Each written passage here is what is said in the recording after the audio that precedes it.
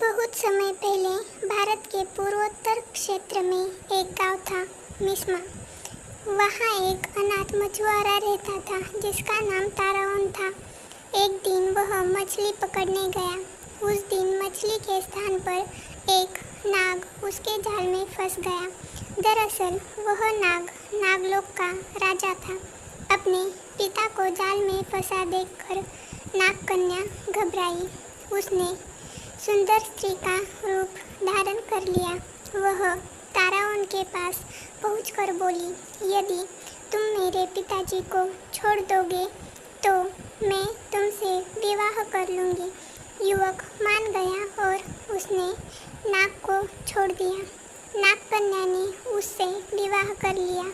ताराओन और नाग कन्या का विवाह गांव वालों को नहीं भाया।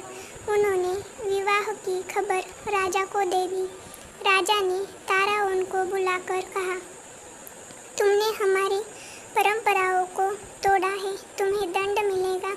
कल सुबह तुम्हारे और मेरे मुर्गे में लड़ाई होगी। जो हारेगा उसे गांव छोड़कर जाना होगा।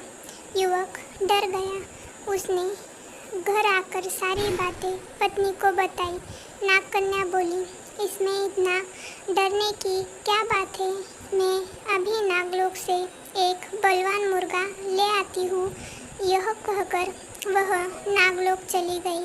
कुछ देर बाद वह मुर्गा लेकर आ गई। दूसरे दिन राजा और युवक के मुर्गे आपस में भिड़ गए। नागलोक का मुर्गा अधिक बलवान था, इसलिए राजा का मुर्गा हार गया। परंतु वह बोला, ताराओन, इससे फैसला नहीं हो पाया है, अतः कल सुबह जो टोकरी नदी को उल्टी दिशा में बहा देगा वही विजयी होगा। ताराओन के लिए लोहित नदी के बहाव को उल्टी दिशा में मोड़ना असंभव था। उसने यह बात नाग कन्या को बताई। उसने पति को बताया, डरो नहीं, मेरे पिताजी तुम्हारी मदद करेंगे। वह अपने पिताजी के पास गई। नाग कन्या ने अपने पति की परेशानी बताई। पिता ने उसे सुंदर टोकरी दी। कहा, टोकरी को नदी में डालते ही धारा उल्टी दिशा में बहने लगेगी। नाग कन्या अपने घर पहुंची। उसने ताराओन को सारी बातें बता दी। ताराओन ने टोकरी नदी में डुबो दी। इस पर तुरंत नदी का बहाव उलटकर राजा के महल तक पहुंच गया। ताराओन खुशी से झूम उठा। वह राजा से बोला, राजन, मैं जीत गया हूँ। शर्त के अनुसार आपको यह गांव छोड़कर चले जाना चाहिए। राजा कहाँ हार मानने वाला था। वह बोला, इस निर्णय को भी अंतिम नहीं माना जाएगा। अब हमें युद्ध करना चाहिए। इसी युद्ध से निर्णय होगा। ताराओन भागा भागा अपनी पत्नी के पास पहुंचा और सारी बातें बताई। राजा के पास बड़ी फौज थी, परंतु ताराओन तो अकेला था। नाग कन्या उसकी परेशानी सुनकर फिर नागलोक में पहुंची।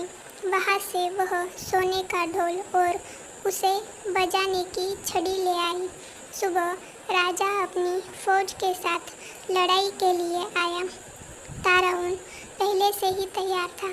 राजा और फौज को देखकर नाग कन्या ढोल बजाने लगी। ढोल की ढमढम सुनकर वृक्ष, जानवर, घास, पत्ते आदि नाचने लगे। राजा और सैनिक भी हथियार फेंककर झूमने लगे।